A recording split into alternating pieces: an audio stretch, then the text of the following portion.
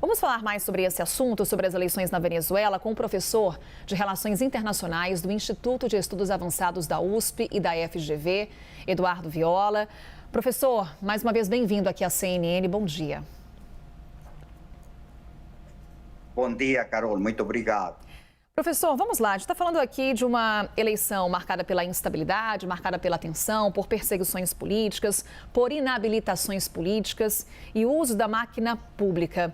O quanto que todo esse cenário compromete a lisura dessa disputa eleitoral na Venezuela? Compromete extremadamente.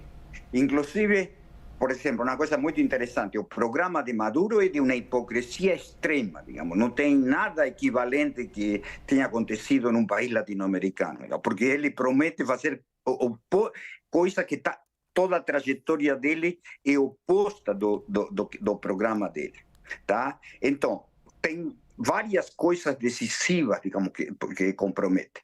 Todo un bloqueo de observadores internacionales. Es decir, los observadores internacionales no podrán salir de Caracas. ¿Tá? Tem intimidación permanente digamos, da oposición y dos líderes, y con varios de esos presos o exilados, digamos. ¿Tá?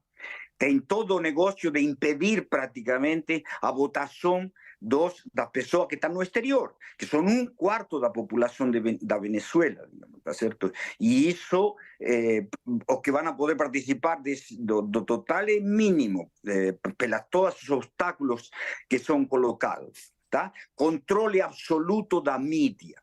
E ainda por cima, digamos, tá? Todo o que a fraude que pode acontecer. O sistema eletrônico da Venezuela é um sistema confiável, digamos, consistente, mas, digamos, no Tribunal Eleitoral predominam representantes de Maduro, embora tenha algumas pessoas independentes, digamos. Então pode haver também, dependendo do resultado, como vai indo, pode haver digamos, fraude nas próprias urnas eletrônicas. Inclusive, ele já falou que as urnas eletrônicas não são boas, digamos, já preparando, digamos, para dizer que houve irregularidade e, eventualmente, cancelar as eleições. Qual é o ponto importante desta eleição, que é histórica, desde que Chávez asumió el gobierno y fue transformando el país de una democracia en una autocracia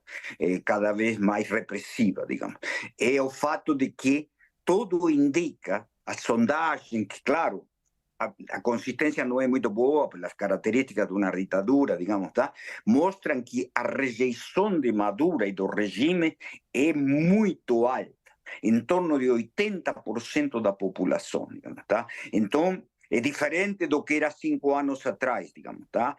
Quando tinha, a oposição tinha, a rejeição de Maduro era bem menor do que hoje. Professor, então, trazendo aqui até um trabalho de futurologia do que a gente pode esperar a partir do que vai acontecer no domingo.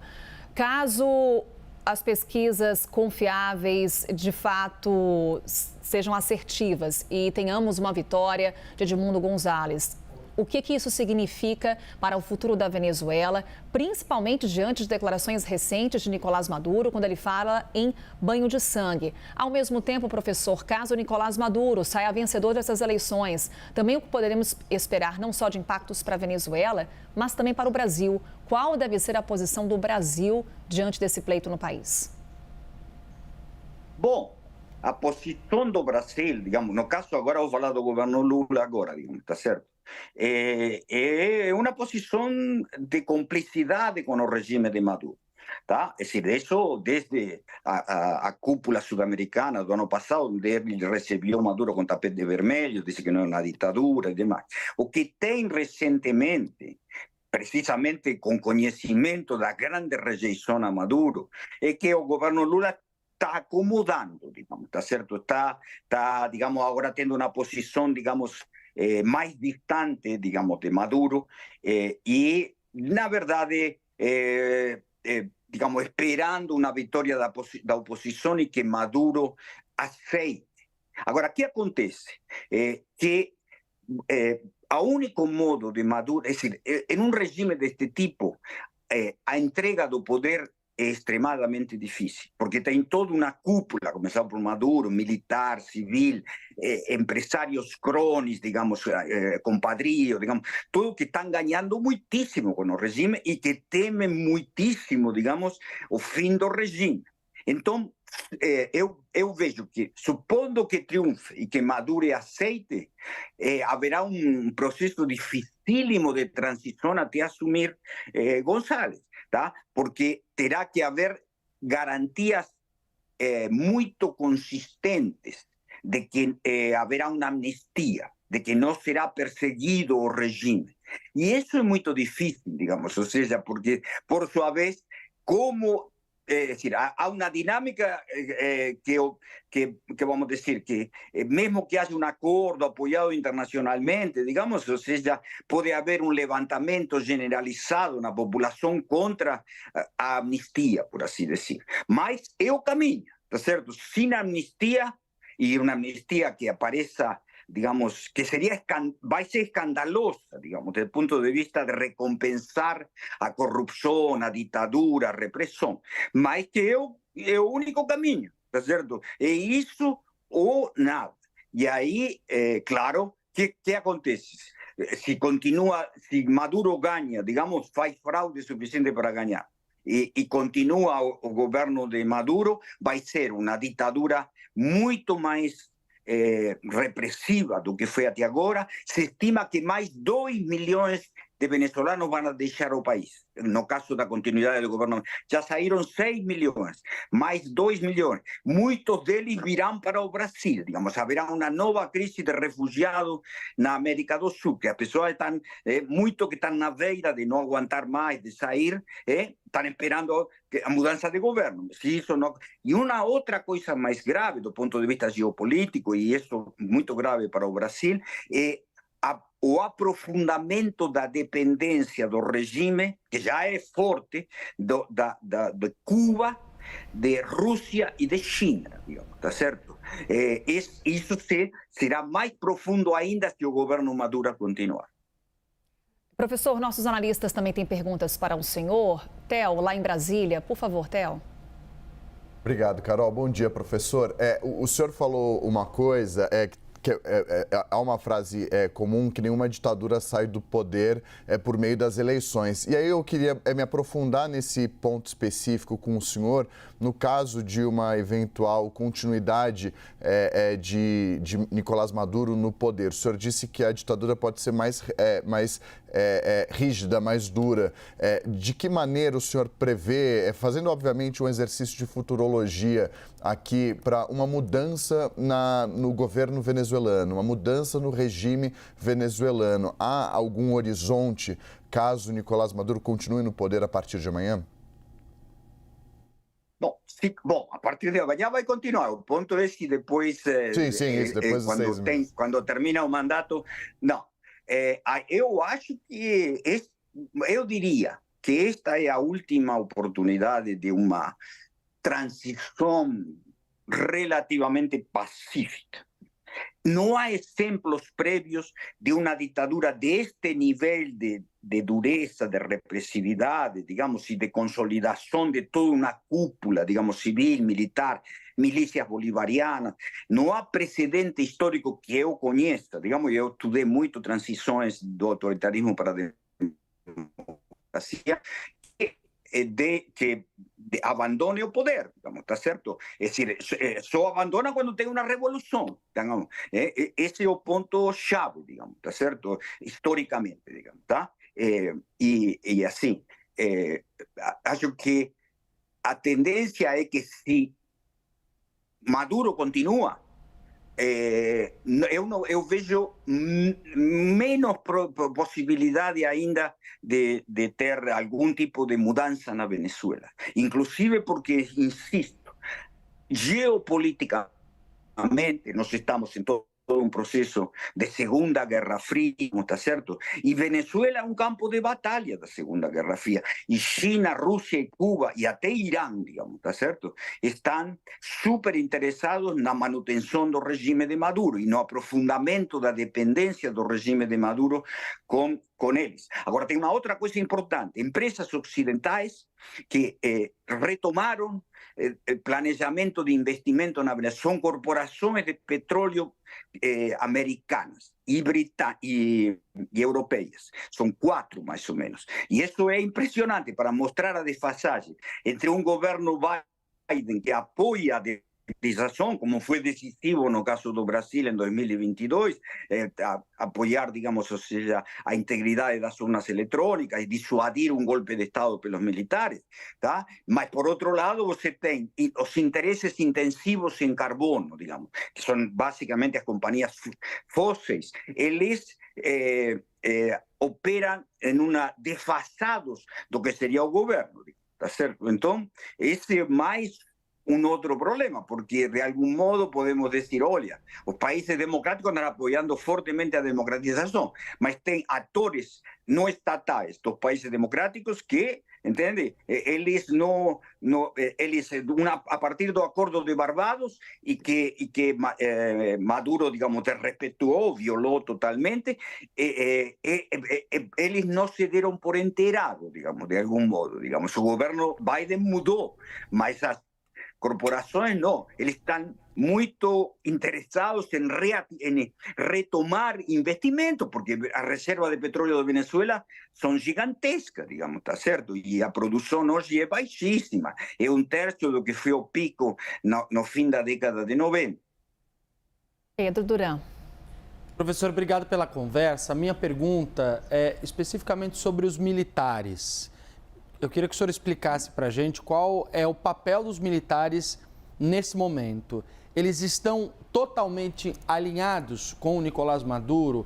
Eles podem ser uma espécie de fiança ou fiadores de Maduro continuar no cargo mesmo que não ganhe essas eleições?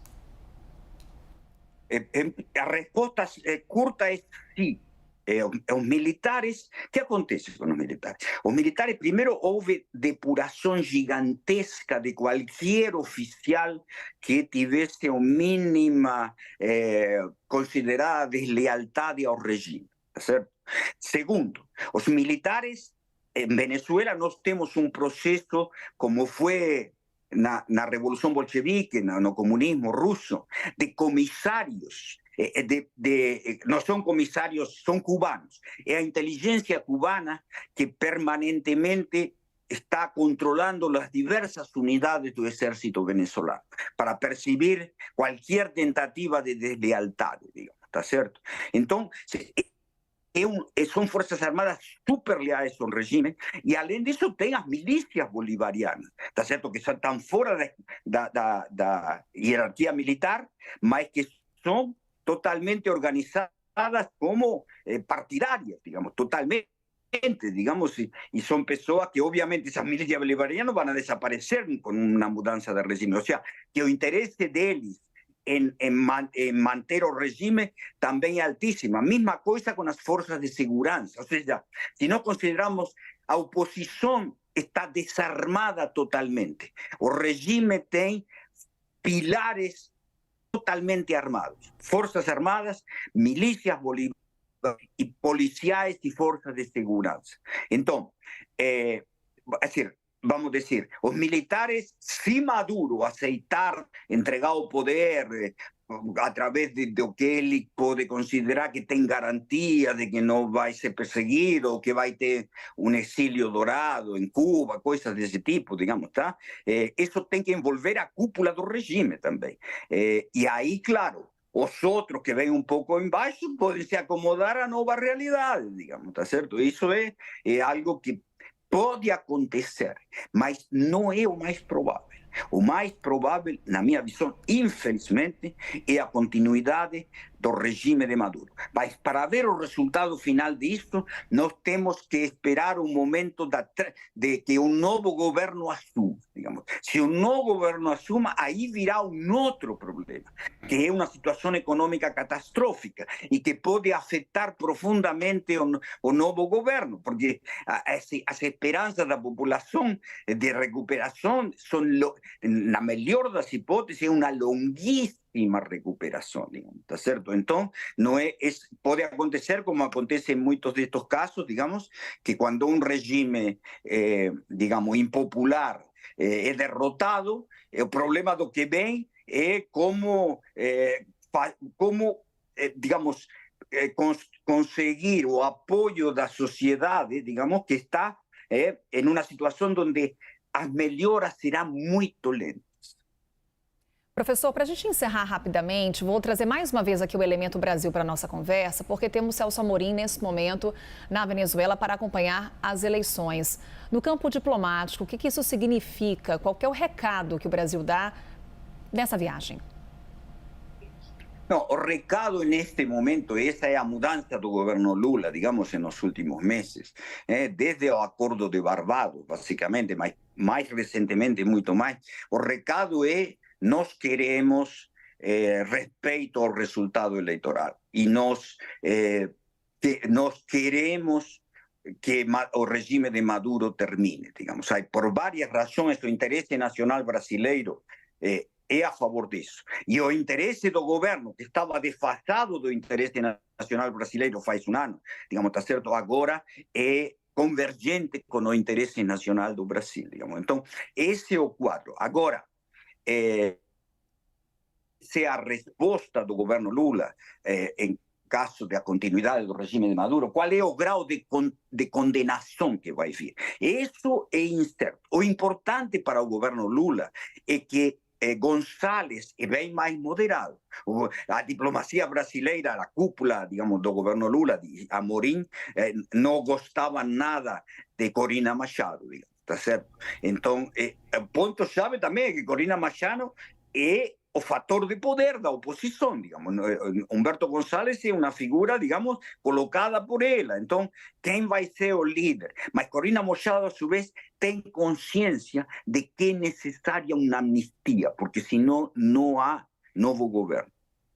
Professor Eduardo Viola, sempre em conversa esclarecedora aqui com a gente, professor de Relações Internacionais do Instituto de Estudos Avançados da USP e da FGV. Já fica o convite aqui, professor, para uma próxima. Estaremos aqui acompanhando as eleições na Venezuela. Mais uma vez, obrigada. Muito obrigado. É sempre um prazer falar com a CNN e com você, Carol. Obrigada, professor. Obrigada, Pedro e Theo. Até já.